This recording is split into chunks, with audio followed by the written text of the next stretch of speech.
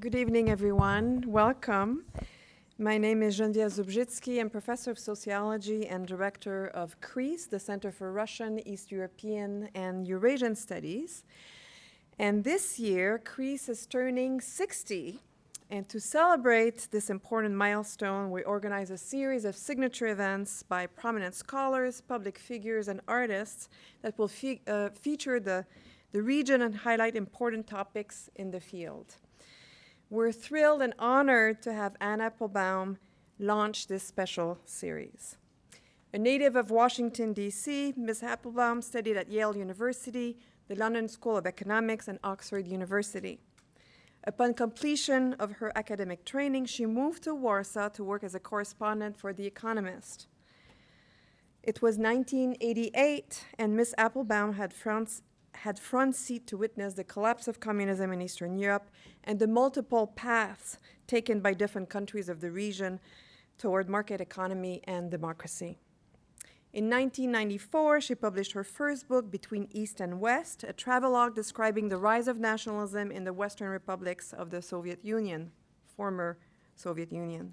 The book was awarded the Adolf Bentnik Prize in 1996, and I must say, not that it's very important, but that book was my first encounter with Anne Applebaum's work. It was a required assignment in a political science class I took at the University of Chicago in 1995. In the years that followed, Ms. Applebaum became deputy editor of The Spectator, where she wrote about British and international politics, and she wrote also regular columns for both the Daily Telegraph and the Sunday Telegraph in London. She returned to Poland in 1998, where she wrote Gulag, A History, a book that won the 2004 Pulitzer Prize for general nonfiction and was translated in more than 25 languages. Since then, Ms. Applebaum divides her time between Warsaw, Washington, D.C., and London, serving on the editorial board of the Washington Post, writing a column for that paper, and conducting research for other award-winning books, such as Iron Curtain, The Crushing of Eastern Europe, 1944-1956, published in 2012, and Red Famine, Stalin's War in Ukraine, published in 2017, and about which she will speak today.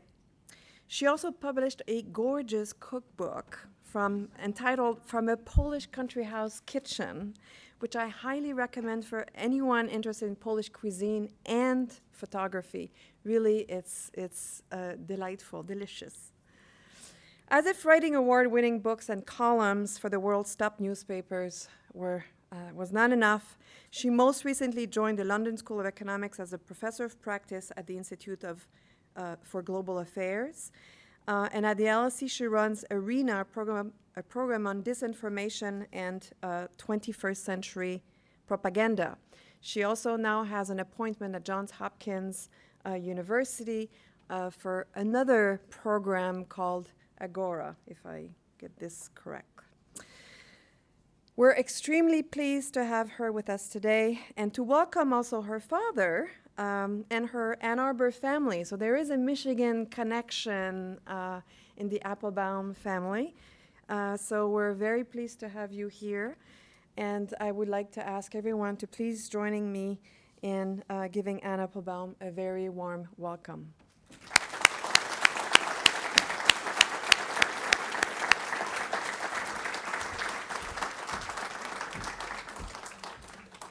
So thank you so much for that really kind introduction. Genevieve, thank you to this fantastic institute. I'm so impressed by the view and the space. There are seats here in the front row for people who are hanging around in the back. It's a fantastic room and a fantastic place and a great audience. And also thank you for that introduction, which reminds me quite a bit of a very lavish introduction, reminds me of a famous story about Henry Kissinger. Who was once at an event like this one, and he was introduced, and somebody said, and now we will hear from Dr. Kissinger, who of course needs no introduction. And he stood up and he said, sorry, and I'm not good, I cannot imitate his accent. He said something like, he said, I may not need an introduction, but I so enjoy them. So, so I appreciate it. And now let me move to the subject of today's lecture, which is which takes us back to a much earlier era in world politics. I begin in the early spring of 1932, a moment when the warning signs of famine were ample, and the peasants of Ukraine were just beginning to starve. And there were secret police reports and letters from all the agricultural districts of the Soviet Union flooding into Moscow from the North Caucasus, the Volga region, Western Siberia, as well as Ukraine. And they spoke of children swollen with hunger, of families eating grass and acorns, and of peasants fleeing home in search of food. And the situation alarmed quite a lot of the local authorities, and some of them began writing directly to the Kremlin as well, asking for an explanation. Here's a quote. "Honorable Comrade Stalin, is there a Soviet government law stating that villagers should go hungry? Because we collective farm workers have not had a slice of bread in our farm since January the 1st. How can we build a socialist people's economy when we are condemned to starving to death as the harvest is still 4 months away?" Others found it impossible to believe even that the Soviet state could be responsible for what was happening. Here's another quote from a letter written directly to Stalin. "Every day, 10 to 20 families die from famine in the villages. Children run off, and railway stations are overflowing with fleeing villagers. There are no horses or livestock left in the countryside. In the Shevchenko district, an entire village was infected because they ate dead horses. The bourgeoisie has created a genuine famine here, part of the capitalist plan to set the entire peasant class against the Soviet government." But the bourgeoisie had not created the famine. The Soviet Union's disastrous decision to force Soviet peasants to give up their land, join collective farms, the deportation of kulaks, the supposedly wealthier peasants, the chaos that followed these mass arrests, these policies, which were all ultimately the responsibility of Joseph Stalin, the General Secretary of the Soviet Communist Party, these are what had led the countryside to the brink of starvation.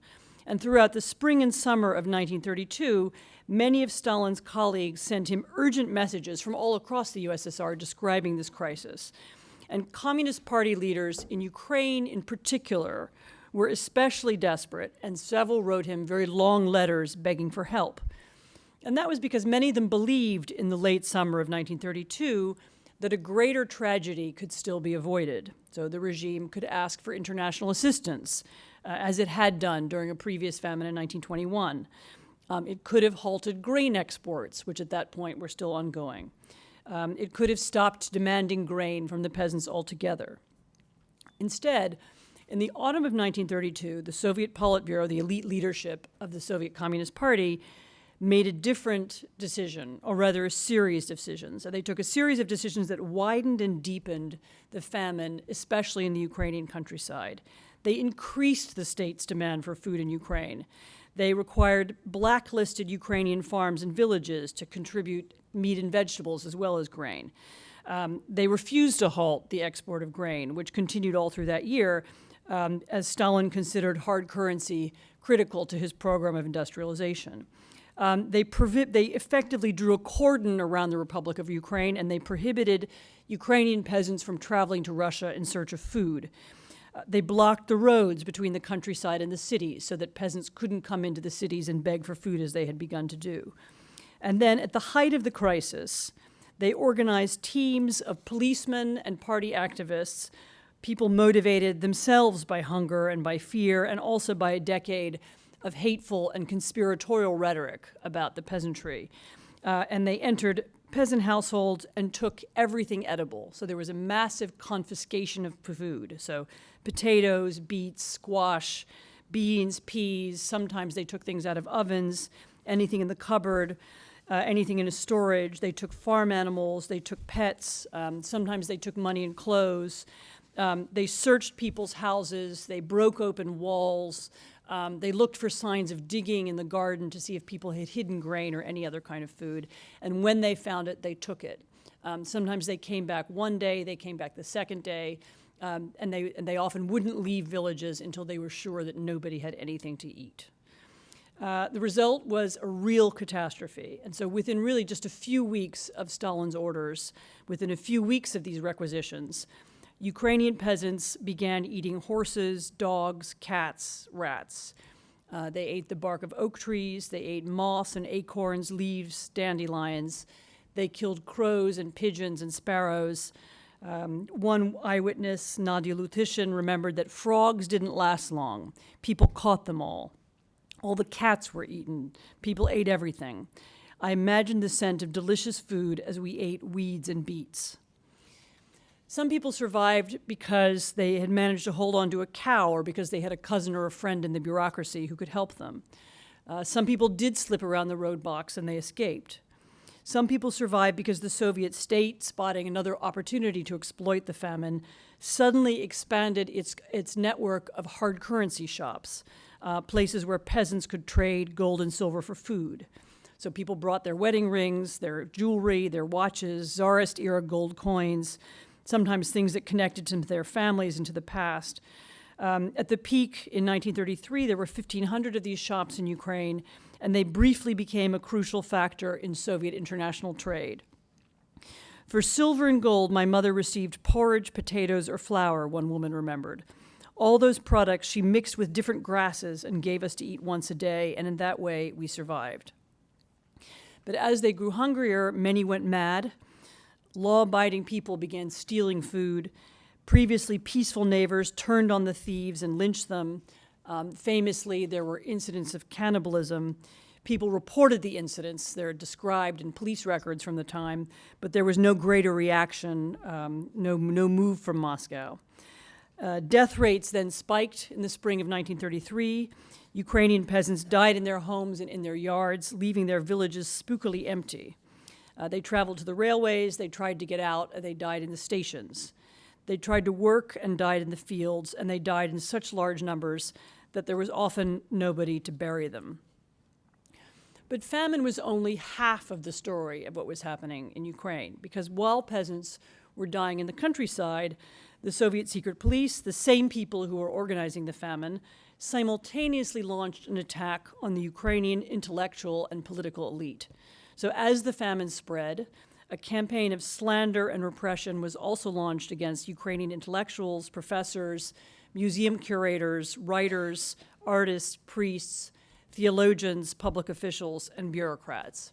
So anybody connected to the short-lived Ukrainian People's Republic, which had existed for a few months in 1917, anybody who had ever promoted the Ukrainian language or Ukrainian history, anybody with an independent literary or artistic career was liable to be publicly vilified, jailed, sent to a labor camp, or even executed. Unable to watch what was happening, Mykola Skripnik, one of the best-known leaders of the Ukrainian Communist Party, committed suicide, and he was not alone.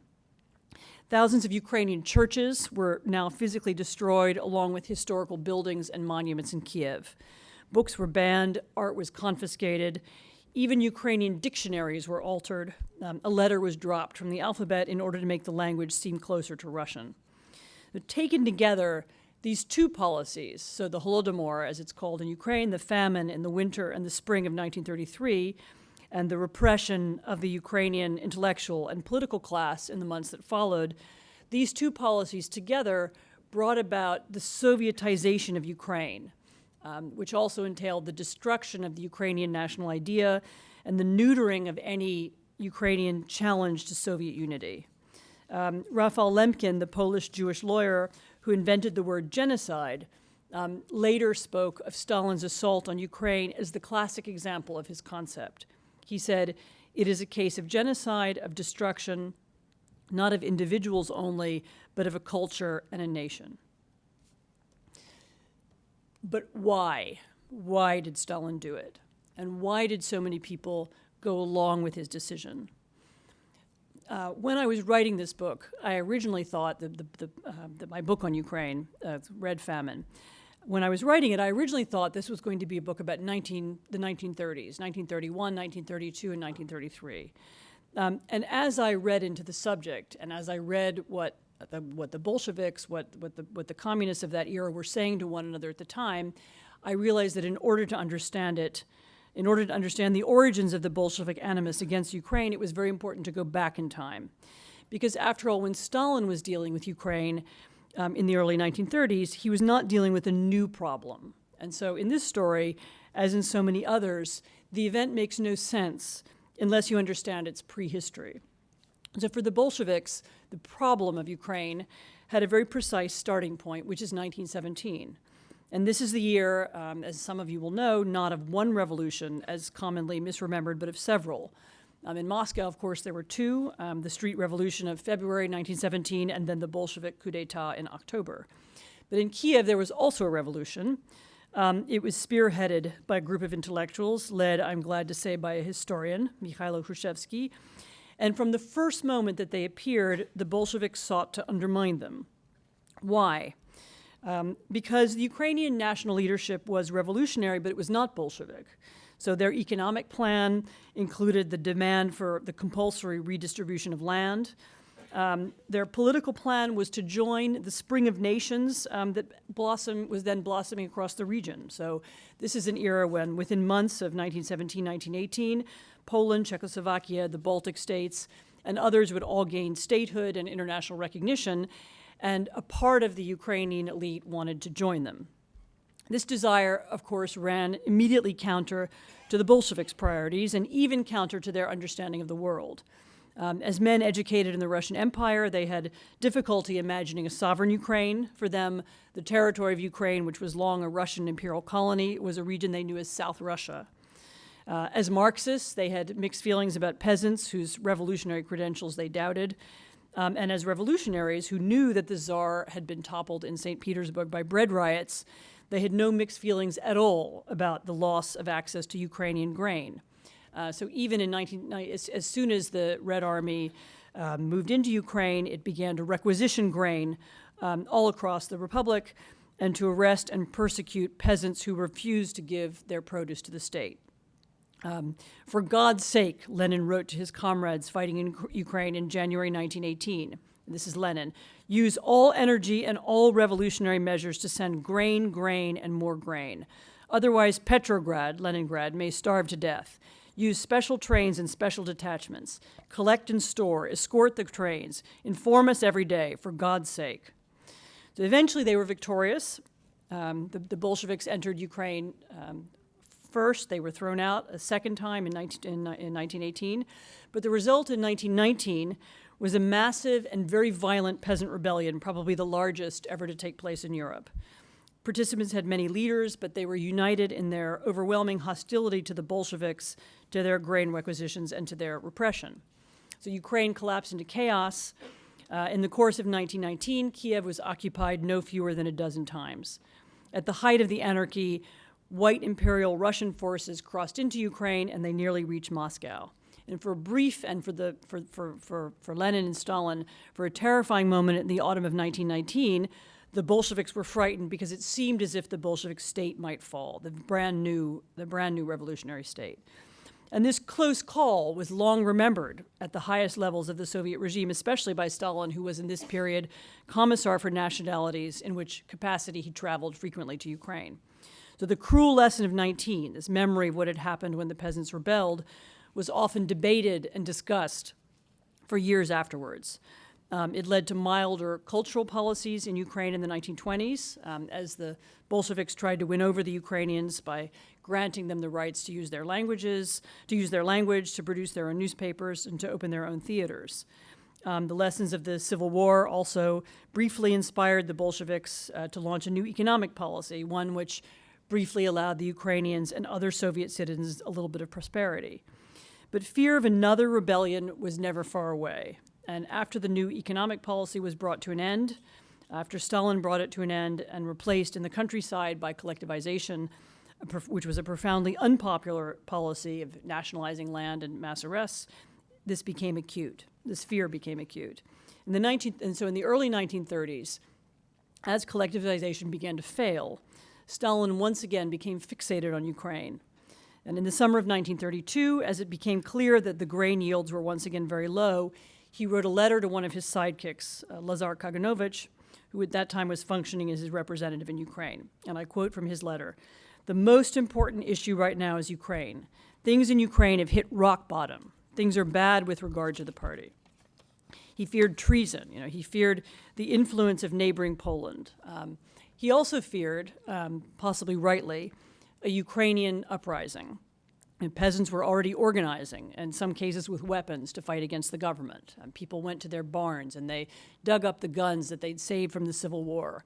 The party was people were beginning to resign from the Communist Party in protest against grain requisitions.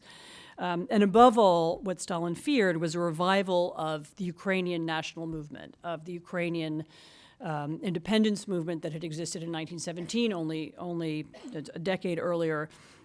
And its appeal to the peasantry and others in Ukraine. So I quote again, "Unless we begin to straighten out the situation in Ukraine, we may lose Ukraine," he wrote to Kaganovich.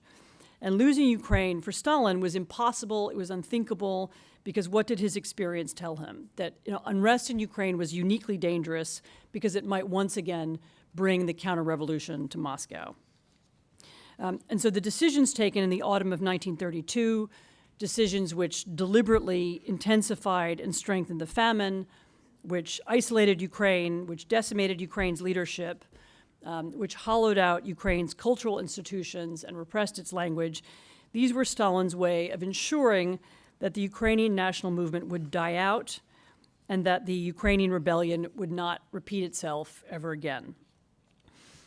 Except, of course, that it did. In 1991, the Ukrainians voted to become independent, and just as Stalin had feared, that decision helped bring about the end of the Soviet Union.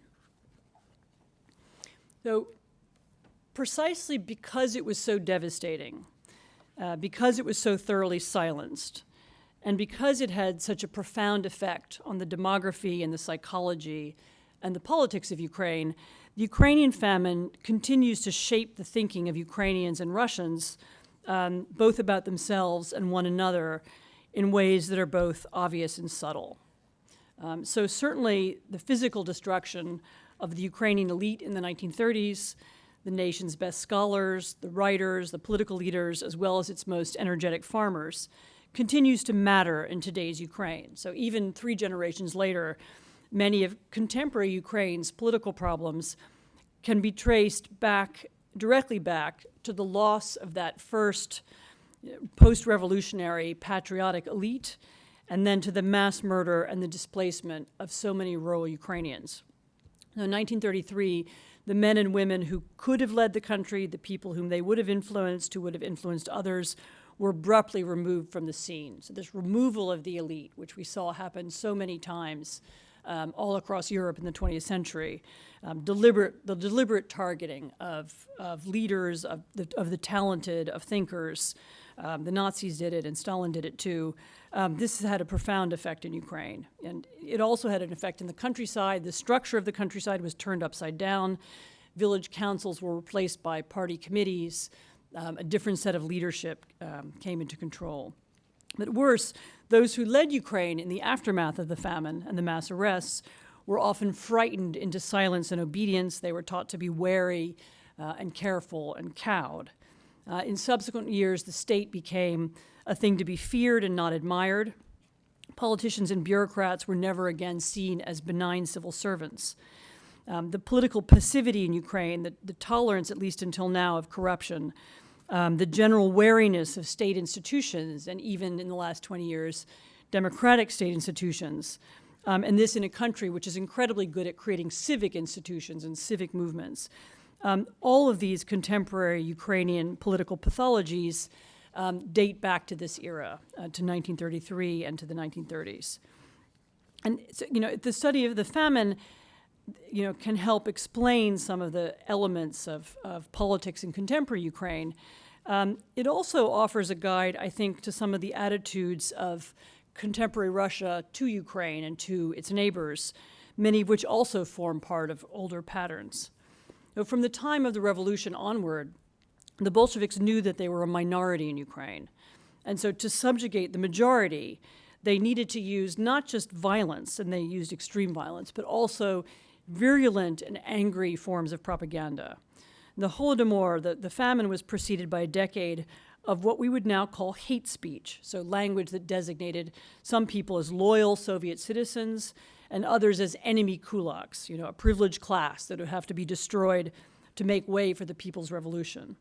And that ideological language, that division, helped justify the behavior to themselves as well as to others of the men and women who facilitated the famine, the policemen who arrested and killed their fellow citizens. It provided them with a sense of moral and political justification. So very few of the men and women who organized the famine felt guilty about it. They'd been persuaded that the dying peasants were enemies of the people. They were dangerous criminals. They were obstacles to the progress of the revolution, and they had to be eliminated in the name of progress. 80 years later, the Russian FSB, which is the institutional successor of the KGB, which is, of course, the successor of the OGPU, which was the name of the Soviet secret police at that time, continues to demonize its opponents using the same kind of propaganda and disinformation. And so the nature and form of hate speech in Ukraine and in the post-Soviet space has changed, but very often the intentions of those who use it have not. So as in the past, you find the Kremlin using language designed to set people against one another, to create first and second class citizens, to divide and distract. So in 1932 and 33, Soviet state media described the secret policemen working with local collaborators as Soviet patriots, and they were fighting kulaks and traitors and counter-revolutionaries. In 2014, when Russia invaded Ukraine, Russian state media described Russian special forces carrying out the invasion of Crimea and eastern Ukraine as separatist patriots fighting fascists and Nazis from Kiev. So some of you will remember at that moment an extraordinary disinformation campaign complete with fake stories. There was one about Ukrainian nationalists having crucified a baby, for example. And fake photographs followed not only inside Russia, but on Russian state-sponsored media around the world. And then later pumped up and spread by Russian online operations as well. So although this is much more sophisticated than anything Stalin could have devised in an era before electronic media, the spirit of that disinformation campaign was much the same. 80 years later, I think it's also possible to hear the echo of Stalin's fear of Ukraine, or rather his fear of unrest spreading from Ukraine to Russia in the present as well.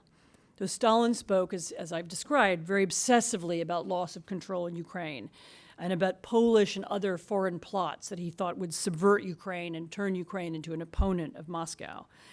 He knew that Ukrainians were suspicious of centralized rule.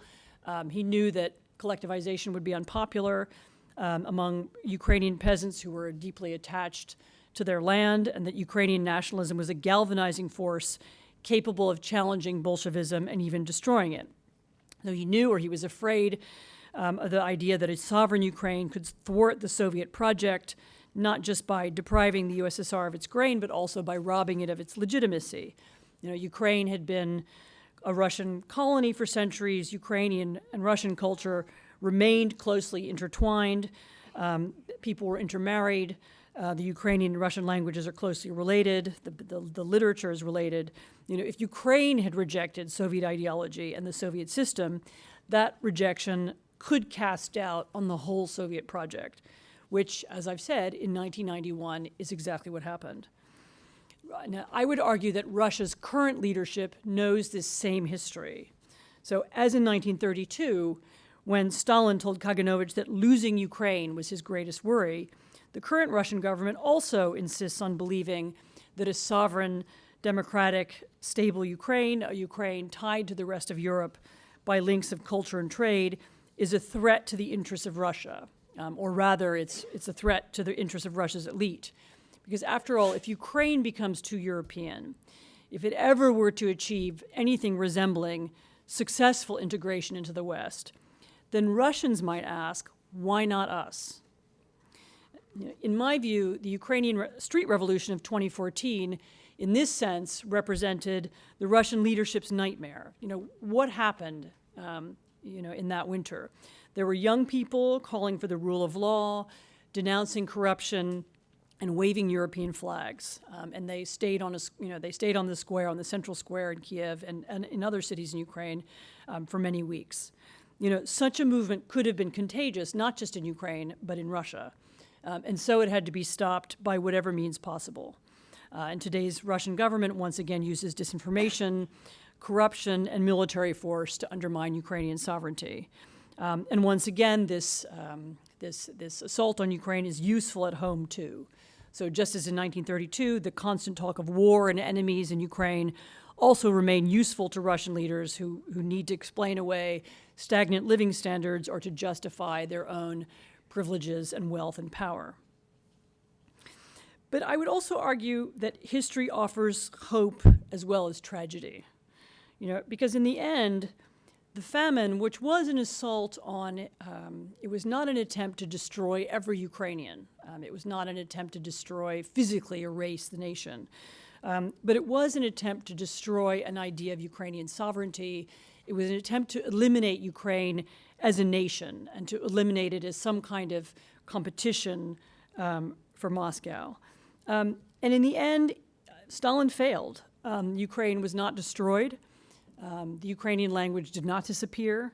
The desire for independence did not disappear either. And more importantly, neither did the desire for democracy or for a more just society or for a Ukrainian state which truly represented Ukrainians.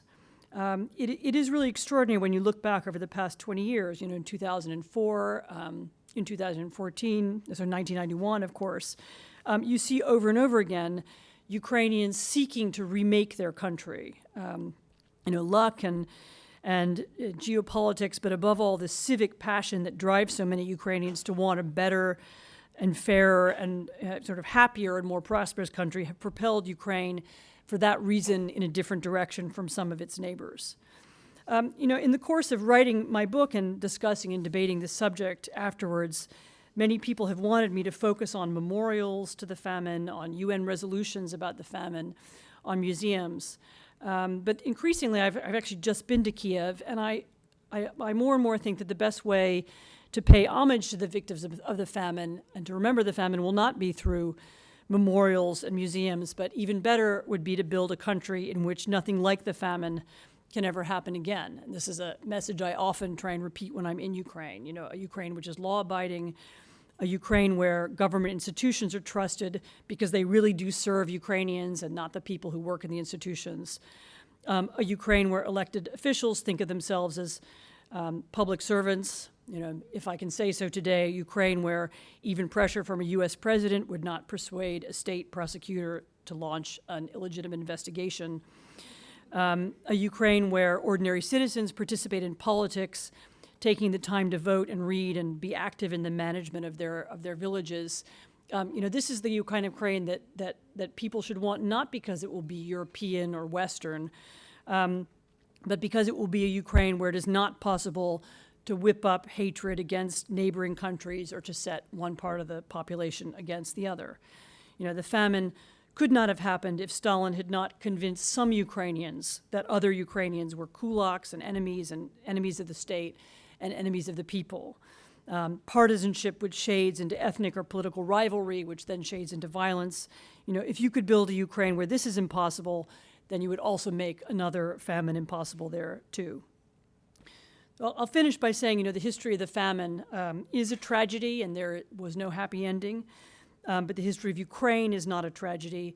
Millions of people were murdered, but the nation remains on the map, and the memory of the famine was suppressed.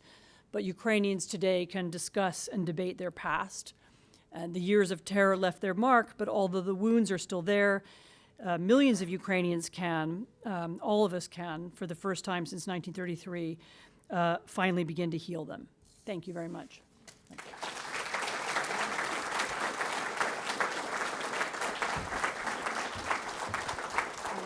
Yeah. Thank you very much for this enlightening lecture, and we have time for Q&A. This is a large group, so I will ask people to be disciplined, which means asking very brief questions and no comments, just brief questions and very brief comment, but very brief. Brief is the name of the game. And you please raise your hand, and you have Liz in front, and you have also Derek in the back, and they will bring a microphone to you. So Liz. One more thing. I would also ask, there's students in the room, and we would really love to give you priority also. So don't be shy. Raise your hand high, though, so we can see you. One here. There's one there, and then we will. Okay, so maybe we can start with the lady there, and then second. Hello, my name is Daria, and I'm the granddaughter of an actual kulak.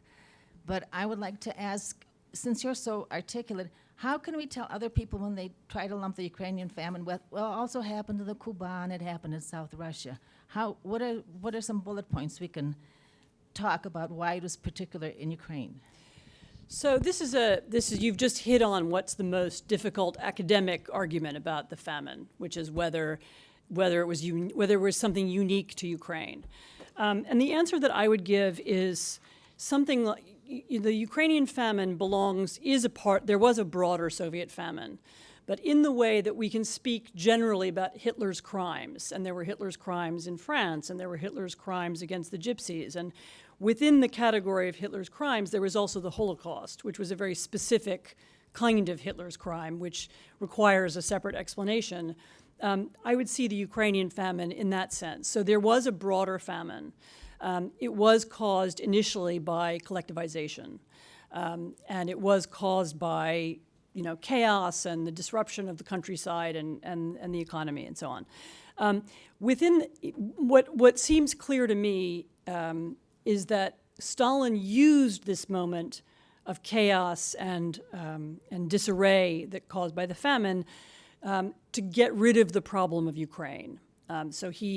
So within this general chaos, a number of decisions were made that touched either mainly or only Ukraine. And these were, there was a series of about 10 of them. And these included blacklisting Ukrainian towns and villages so that they had, they were forbidden not only their food was meant to be taken away, but also they were forbidden to receive anything, any food, but also any agricultural implements, any salt and pepper, matches, lamps, all kinds of things. So they were blocked off from receiving anything. And so that was the thing that was mostly directed at Ukraine. There was the travel ban on Ukrainians that applies only there. There was also a crackdown on the Ukrainian language and the use of which applied in Ukraine, but also in the Kuban in Ukrainian-speaking districts. So there was also there began to be immediate limits on the use of language and the use of sort of Ukrainian cultural institutions, which were happened directly at the same time as the famine. So there were these series of specific decisions taken to harm you. I mean, it's my view that you could also make an argument about special treatment of Kazakhstan and of the nomads there. And there is a separate story to be told about how they were, which has a slightly different logic, but also resulted in mass death. And you could probably argue that there were special efforts made against some of the peasants in the Volga region, possibly for the same reason as Ukraine, which is that this tradition of peasant rebellion, which Lenin had feared and Stalin had feared, is present there too. But it's really only in Ukraine where you see the famine accompanied by this more broad crackdown on intellectuals, teachers, literally museum curators, artists, all kinds of people all through the country. So there's a focus on Ukraine, which seems to be Stalin saying, right, we have the chaos of the famine. Let's use this chaos and deal with what for him was a problem. He also had in his head, there had been, as I said, one of the reactions to the famine were these armed rebellions, and this is something that took place in Ukraine and almost nowhere else. And so the focus on Ukraine was directly the fear of armed rebellion, the fear of the resurrection of Ukrainian nationalism, the fear of another peasant rebellion led to this specific policy.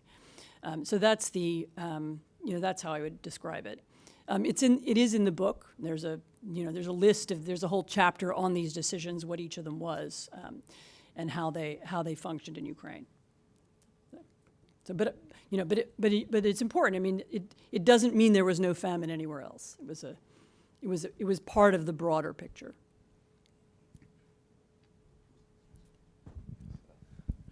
Hello. Great to see you here. I really liked your book. I really liked your previous book on Eastern Europe. I had two questions for you about this book in particular. One was, you said that the famine and what Stalin did was not necessarily a sort of weird outgrowth of Marxism. You said it was actually a reading of Marx directly from his book, I believe, or a rational sort of interpretation. And the second question I had was, you talk about civil society, both in this book and the previous book. And I wanted you to talk more about both of those at once. So. I'm not sure I quite understood the first question, Stalin's reading of Marx. So I thought you, so I understood the argument you said was that. But in the Ukraine book. In the Ukraine book, was that Marxism, that sort of what Stalin did in terms of, collectivization and sort of it's sort of that harsh crackdown was not some sort of perversion of Marxism. You said it was like a natural reading of it, I believe. Yeah, I mean, one of the troubles with Marx, who was a very enigmatic writer, is that you can interpret, what he writes in different ways. I mean, collectivization was, I think, in the 1920s, as I said, there was there was something called the New Economic Policy, which was a looser. So I'll just back up for 1 second. So when the Bolsheviks first came to power, they did carry out what they believed to be a pure Marxist policy, which was confiscations of food, confiscations of land, destruction of private enterprise, and this is what they understood Marxism to mean, and that led to this economic chaos of the early 1920s. Then in the 1920s, they tried something looser. They allowed there a little bit of capitalism and so on. And one of the things that Stalin saw was that some of the peasants began accumulating land and property again. And he had this, and this is described in the book, he had a kind of moral dilemma. What do we want our farms to be more productive. In other countries, larger farmers and bigger farms, owned by wealthier people and landowners are a more productive and efficient way of having farms. But here we in the Soviet Union cannot possibly allow the existence of big landowners because that would contradict our interpretation of Marxism. And so the answer that he came to was that we will have big farms, but they will be collective farms. And the other purpose of collectivization was to proletarianize the peasantry. So they thought of peasants as these sort of little mini capitalists, who had their own culture and they had their own way of, they had their own ways of life and they had their churches and they had their little communities. And collectivization was designed to smash these communities. And I mean, literally churches were smashed in the same period and church bells were taken down and melted. And if you destroy the community and if you destroy people's loyalties and their connections to one another, then they will all become dependent on the state and you will not be able to have a rebellion against the state. And that was his reading of what Marx would have done in Ukraine. So I mean, we can afterwards have a longer discussion of that specific, I don't know that it's of general interest, but, and your second question was about civil society. I mean, so civil society, which is now now a fashionable expression that sometimes means something different from what it used to mean. It sometimes means activists or human rights activists. In its original definition it meant anything in society that's self-organized. So private schools, or actually my favorite, I lived in Montgomery County, Maryland, for a couple of years, some years ago, and my children were part of something called Montgomery Soccer, which was this soccer league that it was incredible. It was organized by the parents, the coaches were the parents, the administrators were the parents, and it was this fantastically, well-functioning thing that was neither a business nor was it the government. It was a classic piece of civil society, not political at all, but it's and for communists and for Bolsheviks, I mean, first for Lenin and then for Stalin, civil society meaning self-organized bits of the society. So schools, societies, soccer teams, private kindergartens were a political threat because this is where people could, these were independent institutions which could somehow contradict the will of the state, and so the the ideal of destroying civil society, which you see very clearly in the invasion of Eastern Europe in 1945, is something that the Soviet Union undertook from the beginning. So all kinds of things like, drama clubs and, societies where people addressed one another in ancient Greek, all these kinds of things Lenin sought to destroy very early on as soon as he took over. I mean, in Ukraine, in this early 1930s period, you see almost an extreme version of this. I mean, what is civil society in the Ukrainian countryside? I mean, it's a pretty primitive thing, but it's churches, it's people who own their farms, it's village councils. And all of this was the object of destruction, and this was this element of society he sought to eliminate through the famine. Precisely to make sure that Ukraine never created any kind of political opposition to Moscow again.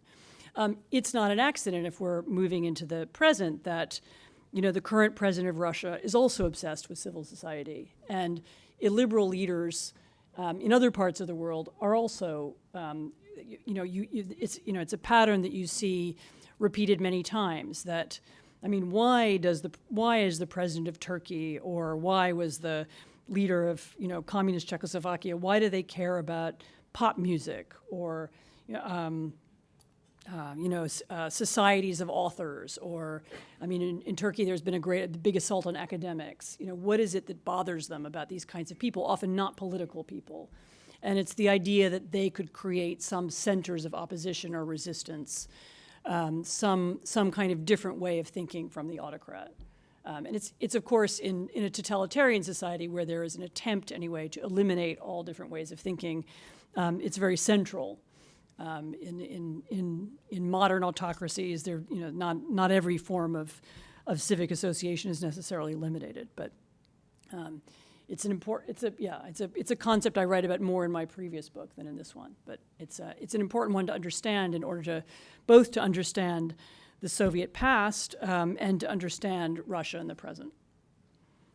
And my friend Zhenya Albatz is nodding her head. So she's so, yes? Thank you. I'm Vera Andrushku, and I thoroughly enjoyed your book. What I wanted to ask you was the terror after the famine, where you could not say the word holod. Ivan Drac told me about this. Was horrible. Use the word famine. Yeah. Right, famine. You could not speak about it. 5 stalks of wheat, and you were arrested or shot to death. Was this carried on in other parts, or was this strictly the terror lasted with centuries, basically with generations, because people were afraid to talk about it. Everyone knew about the famine, but nobody would have the courage to speak about it. Yeah, this is a really important piece of the story. One of the other aspects of the famine, particularly in Ukraine, that makes it so, was precisely the fact that it was, as you say, repressed. So after it happened, people were forbidden to speak about it. The word famine was never used. It's even the archives, you don't see it. Once or twice, somebody pointed out an example to me. But even the communists, when speaking to one another about, disarray or troubles or something, they never used the word famine, even when talking and writing to one another. Famously, in 1937, Stalin conducted a census of the whole Soviet Union, including Ukraine. And the results of the census, there were a number of things he didn't like about that, and one of the aspects was there were too few people in Ukraine, and so it showed there had been this catastrophe. And the result was that he suppressed the census. It wasn't published, and the census takers were shot, or they were arrested. And there was a false census published afterwards, which became, unfortunately, the basis for a lot of Soviet demography after that. But the repression of the story of the famine also applied famously to foreign journalists. There was pressure on people who were based in Moscow not to write about the famine.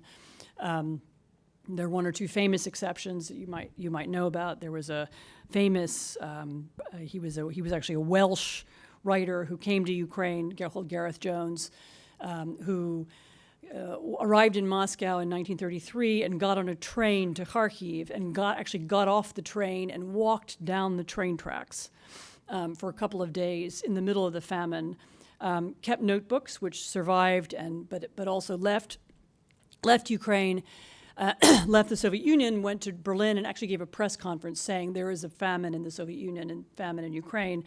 And he was ignored, or in particular by members of the Moscow press corps, famously the New York Times correspondent Walter Duranty, who kind of dismissed him and pushed the story aside and said, this is, Mr. Jones has missed the big picture, and so on. So there was a great effort to suppress the story, and I actually think that the fact that the story was suppressed for so long gave it in Ukrainian sort of national mythology and memory, actually gave it a bigger role. And you're absolutely right that in the late 1980s, as soon as the first glimmers of glasnost and perestroika appear, one of the first things that happens is that Ukrainians begin to speak about the famine. And famously, the first mention of the famine in public takes place right after Chernobyl. And the poet you've mentioned, Ivan Drac, makes a speech in which he talks about secrecy. Because, of course, Chernobyl, the disaster happened, and then it was kept secret. You've all seen the movie now. If you haven't, go and see it, the television series. It's kept secret afterwards, and because of the secrecy, lots of people die. And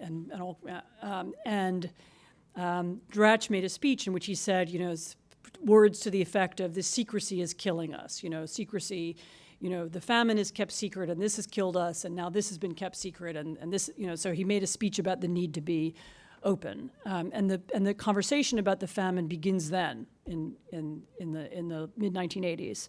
And it becomes part of what very quickly becomes a conversation about Ukrainian independence. First, Ukrainian national identity, and then the independence movement, which, if you think about it, emerged with unbelievable speed between Chernobyl and 1991, when Ukrainians actually vote for independence.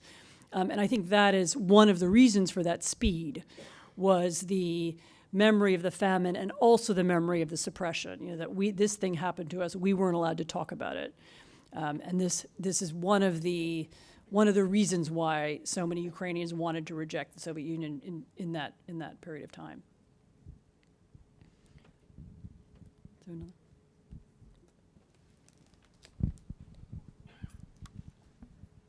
Hi, I'm a fourth-year history student here, and after being here for so long and studying history, I'm really surprised to only be learning about this right now.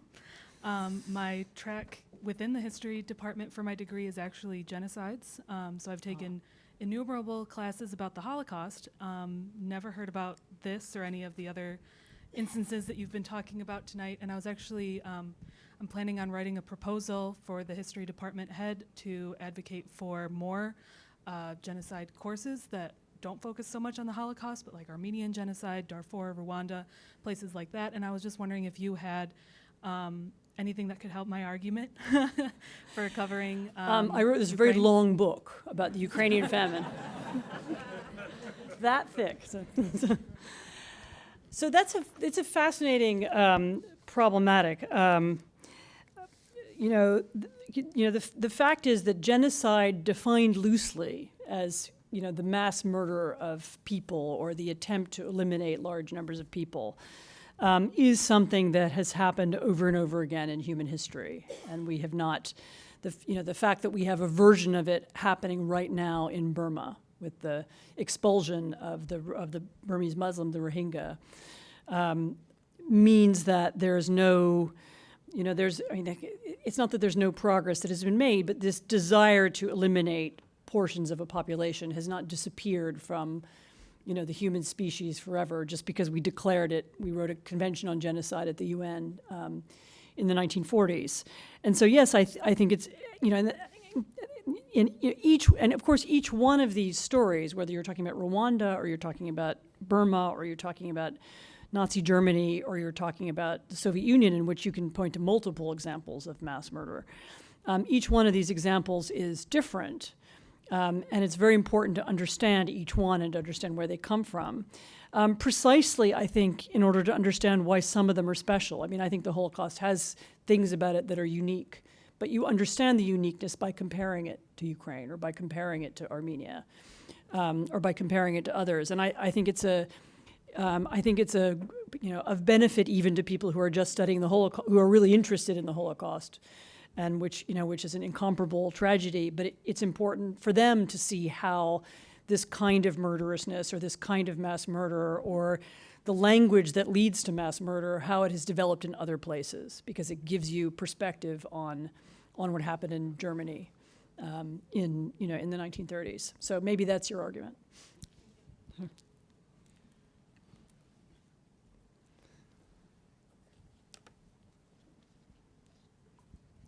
On this point. So it's This is a famous professor of Soviet history. So Monsoony. thank you. I really actually appreciated the talk because it was powerful and very convincing. But you disagree with me. of course I disagree with you. That's true. But you said to me that in some ways you must simplify in order to get the points across. And historians always like to say, no, things are more complicated than that, Yes. which doesn't get us anywhere. But just on the point of genocide, because this is something that's been brought up several times in the debates with people who argue that the Holodomor is a genocide. Now, it's terrible for an Armenian It depends what you mean by genocide. who suffered a genocide, including in my own family, to tell everyone else, well, we had a genocide, but you didn't. And that doesn't get us anywhere either. So the problem is, and I think you handled it as well as anyone could, that there was a dual attack on peasants and on the intelligentsia almost simultaneously. The problem is that though there's mass killing, genocide is defined in the UN definition, if we want to accept that definition, and people don't necessarily. My friend Norman Neymark, for instance, doesn't. Genocide is not the killing of people, it's the killing of a people. It's an attempt to actually eliminate physically, culturally, etc. Although you know that's not the original definition. Yeah, but that's what was ultimately codified. Yes. Now, Lemkin went all over the place. Sometimes this was genocide, sometimes, and we have new readings and writings and so forth. So that's why I restrict the term genocide.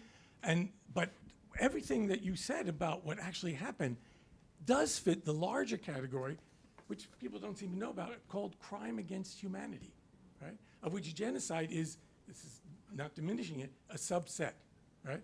So I think you handled it as beautifully as you could, but I still would insist that if we don't restrict it to that particular crime, of Armenians and This is a Holocaust, fascinating we lose it. debate, and I've been in all kinds of. Usually, I'm asked exactly the opposite question. So normally, in a room like this one, somebody, usually Ukrainian, will stand up and say, "Why in your book weren't you clearer about genocide and said this is genocide?" And so usually, I have the opposite conversation. So the word genocide, for those of you who don't know, was invented, as I referred to in my talk, by a Polish Jewish lawyer who's from what's now Western Ukraine, so very much from that part of the world, and who had in his head both events from local history, but also the Armenian genocide that he knew a lot about at the time. And he invented the word, and he then became a kind of advocate for the word and for the concept of international law that eventually became the UN Convention on Genocide. And his original definition was an attempt to eliminate a nation as a nation. And it didn't necessarily mean the physical elimination of every single member of the nation. What happened, and this was just his definition. It wasn't codified in any way until after the war. And then after the war, as you say, the UN Convention on Genocide was written. And the UN Convention on Genocide was written with the input from the Soviet Union, as well as from the United States and from the other, basically the victors of World War II. And the Soviet Union in particular, was very clear that it wanted the definition to be understood as, genocide is the Holocaust. In other words, it is an event exactly like that in which the state seeks to eliminate physically eliminate every member of a particular subset of society. And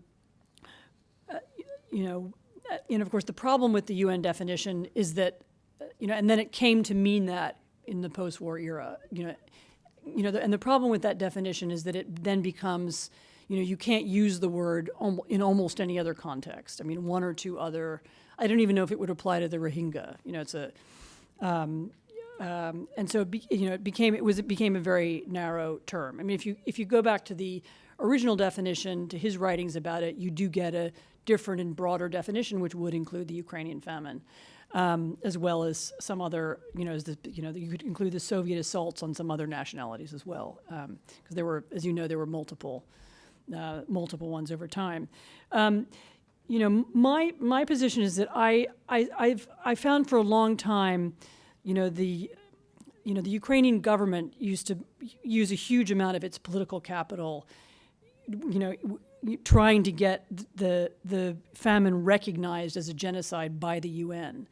And I always had mixed feelings about that, because there are other things the Ukrainian government could use its political capital to do. Although I'm glad they brought it up, because it's such an important piece of Ukrainian history. I was always glad they spoke about it and used it. At the same time, I'm not sure, what is served by, the argument. In other words, why not call it a genocide, and why not compare it to the Holocaust and understand how it's different from the Holocaust? And what's wrong with, what's wrong with the broader definition? Isn't that useful in helping us understand this phenomenon that repeats itself in so many different cultures over time? I'm happy to see it as a broad term for comparison. Crimes against humanity strikes me as something a little bit broader. I mean, whereas, this killing of a people or elimination of a nation as a nation because it's a political problem for somebody seems more specific. But, I understand there are people of goodwill on both sides of the argument. But, I'm happy to use the word genocide about Ukraine. And I understand that it may not fit the UN definition, but that doesn't bother me. So, sorry, I'm not in charge of the microphone. Sorry. Right after Sorry. Putin's occupation. Right after Putin's occupation of the Crimea, I remember on the Charlie Rose show he had on Henry Kissinger, and he kept saying that it wasn't like he was justifying it, but he was trying to maybe turn the temperature down a bit, and he kept saying Ukraine is a bridge. Okay, it's Right. And maybe you could explain what that means. I know that in the Cold War, like Austria was kind of a bridge between East and West, but what did he mean by that? So to someone like Kissinger and to a whole older generation of American and Western statesmen, Ukraine is a little bit of a bizarre phenomenon because it wasn't part of the world order that they knew. It wasn't a state. I mean, it was part of the Soviet Union. It didn't have a separate existence. It didn't play into anybody's books about statesmanship or diplomacy right up until the very end. Actually, a friend of mine, a Ukrainian historian at Harvard, Serhiy Plokhy, has a funny story about when he first came to the United States. He's now the professor at Harvard. He was writing books about sort of nationalism and papers of nationalism in the Soviet Union, and everybody said, that's a very boring subject. Why don't you write about something interesting like, I don't know, nuclear weapons or something else that we care about? And he said he went on writing his boring, things that nobody was reading right up until about, 1990. And then suddenly everybody said, please, we need to know about nationalism in the Soviet Union. Where is some information about it? And there he was. But for a lot of people, it was just not a factor in politics. And I think it's been hard to accept Ukraine, not just for the Russians, who find it extremely hard because they're used to thinking of Ukraine as being more or less the same country, but even for Westerners to think of it as being the same. I mean, the difficulty with the idea that, and there is this idea that, I think Zbigniew Brzezinski said the same thing, that, that Ukraine could be, they talked about it being Finlandized or something, neutral territory, and that would somehow solve this political problem of Ukraine. And the trouble with that idea is that is actually what Ukraine has been for 25 years. I mean, or since 1991. Is that 25 years? Something like that. So it has been, for 25 years, that is what it has been. It has been a state that didn't really belong to an alliance. It was sort of allied to Russia, not really. It certainly didn't belong to the West. And that meant that its politics have been open to a good deal of manipulation from Russia, and it has been, Russia has sought to play a role inside Ukrainian democracies and inside Ukrainian business in a very large way. And so this position of being neutral, which it is now, has until now has not been advantageous for either for prosperity or for for the construction of a just state, for all kinds of, people talk all the time about Ukrainian corruption. Well, why is Ukraine corrupt? And one of the reasons is because Russia seeks to make Ukraine corrupt. I'm not blaming Russia for Ukrainian corruption, but it is a factor.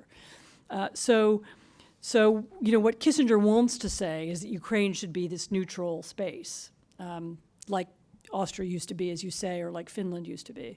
And as the problem with that is that it's hard. It's a hard thing to say to Ukrainians. You are not allowed to be Western, because it's inconvenient to be part of the West. We don't want, the West doesn't want you because you create difficulties. And I mean, I think this is as Ukraine itself changes, and it is every time. I was just there last weekend, coincidentally, and as it continues to change very quickly, I think people's impressions of it will also begin to change. There's a generation of younger Russians who no longer think of it in the same way as their parents did, and there will be a generation of kind of foreign policies, foreign future Kissingers who will also, I think, eventually see it differently.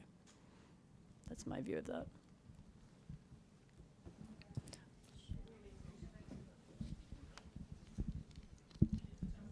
Hello, my name is Solomia Soroka, and so my question is, what do you think about the concept that actually the famine and the cleansing of 1932-34 is, so what's happening in Ukraine right now is the direct consequences of that cleansing and the famine, because the fact that Putin was able to invade this part of Ukraine and the war started.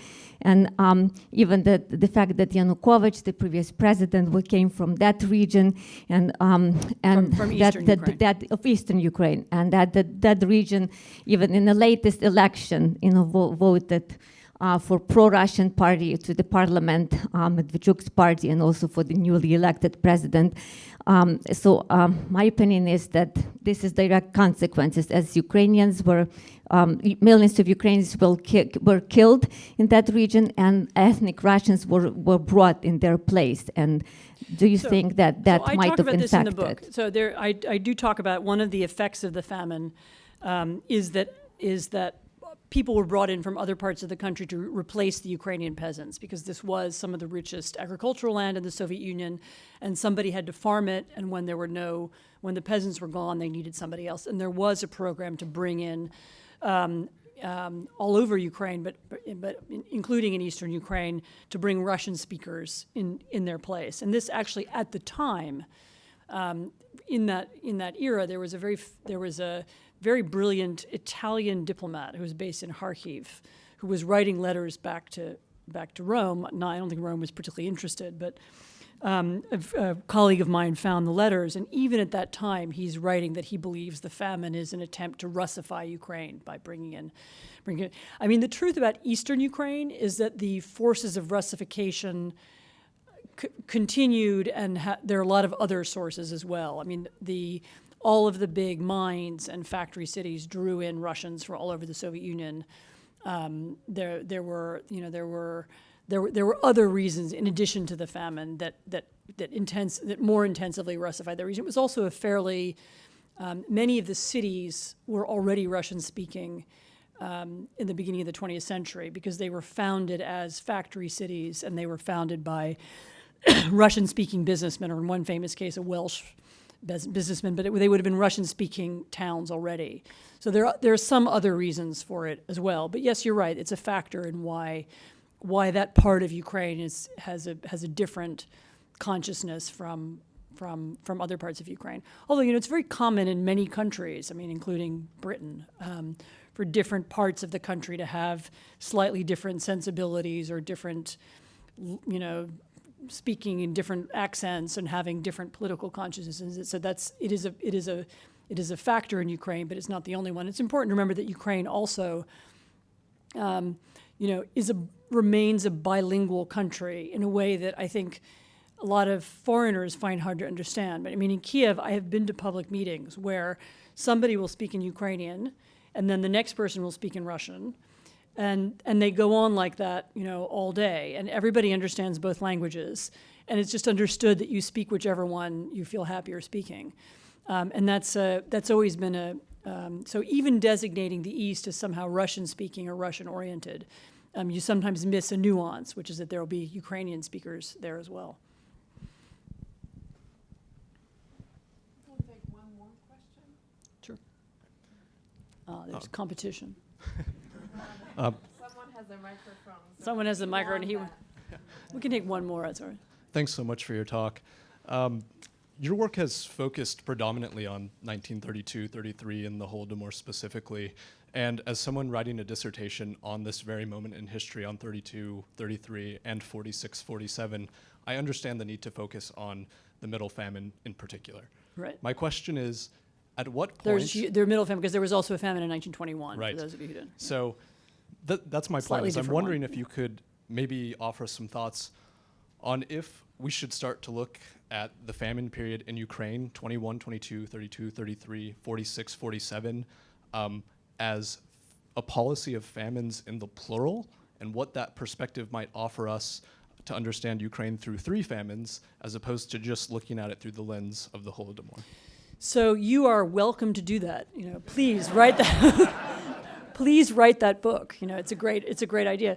I mean, I would argue that the 3 famines are different, and they have different, and that the 1932-33 ones is the one that's special, and that it's the one that is clearly designed, I mean, and planned, and it's designed to hit Ukrainians and get rid of this political problem of Ukraine in a way that the other 2 aren't. Although there's some elements, you know, there's some elements in 1920 that are similar, but very speculative. But, you know, please, you know, write the book disagreeing with me, you know, or, you know, I would love to hear the argument why they're a single phenomenon. I mean, you could also argue that, you know, you could include the Chinese famine, and you could begin to argue that there's something about communism and famines. And then you have a really broad book, so anyway. I could take one more, sir. There was some student-y looking person there. Okay, there's one student looking.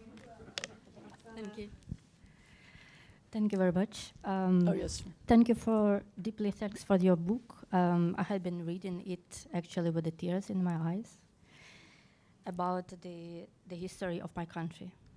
And my question is, you mentioned in your speech that the effect of industrialization also was at the same time. Do you see any connections between the famine in Ukraine and the early industrialization in the USSR? I didn't hear the last part. The question between the famine, connection between the famine in Ukraine and industrialization.